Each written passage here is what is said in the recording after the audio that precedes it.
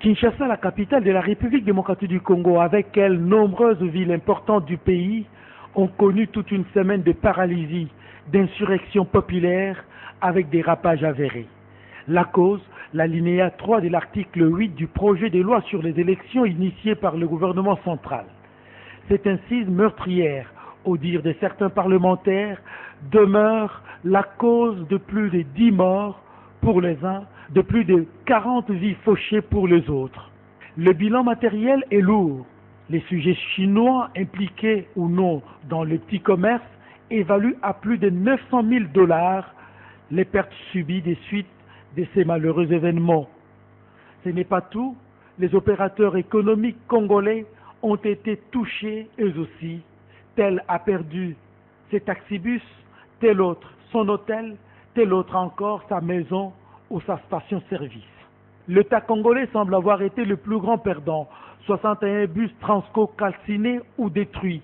À cela s'ajoute la coupure de l'Internet et des SMS, plus largement des réseaux sociaux.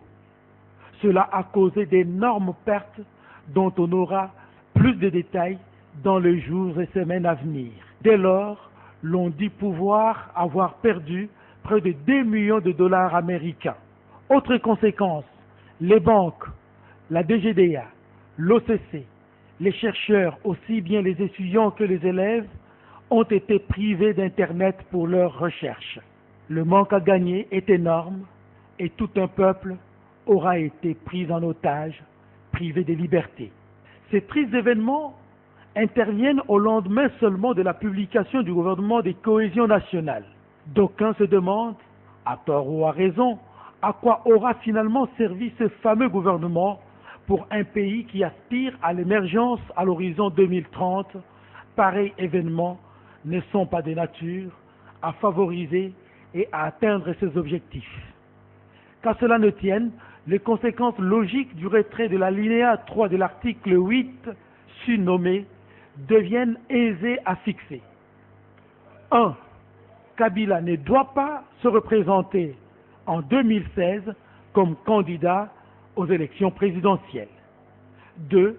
La CENI doit organiser les élections selon les prescrits de la loi. Donc, le 19 décembre 2016, l'on devra connaître le successeur de Joseph Kabila. Dès lors, la CENI doit impérativement publier le calendrier global des élections. Mais préalablement, le président de la République, Joseph Kabila, devra promulguer la nouvelle loi sur les élections. La gestion du temps est un facteur important car le temps n'est pas toujours à notre faveur. Justement, de suite de ces événements, l'opinion a attendu l'adresse du chef de l'État ou du Premier ministre peine perdue. Mais ce n'est pas tard, ils pourront intervenir n'importe quand. La leçon à tirer est simple. Ne plus revenir à ce comportement qui frise la barbarie et qui fait reculer notre nation au lieu de la faire avancer. Bravo cependant et chapeau bas aux sénateurs grâce auxquels la nation a eu la vie sauve, si on peut ainsi s'exprimer, pour avoir si bien porté leur statut de chambre haute, comme on dit chez nous.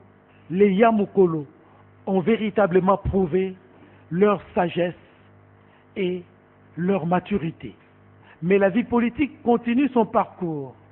Et s'il y a de perdants dans cet épisode, ces perdants ont-ils vidé leurs ressources? N'y a-t-il pas de plan B pour provoquer un retournement de la situation? Difficile d'y répondre avec certitude à l'instant, mais rien n'est impossible. Somme toute, la population doit demeurer vigilante pour barrer la route à toute tentative de retour aux années qualifiées des RIP, retour interdit au pays. Ainsi, le serment de liberté exprimé dans notre hymne national prendra corps. Rappelez-vous, serment de liberté que nous léguons à notre postérité pour toujours.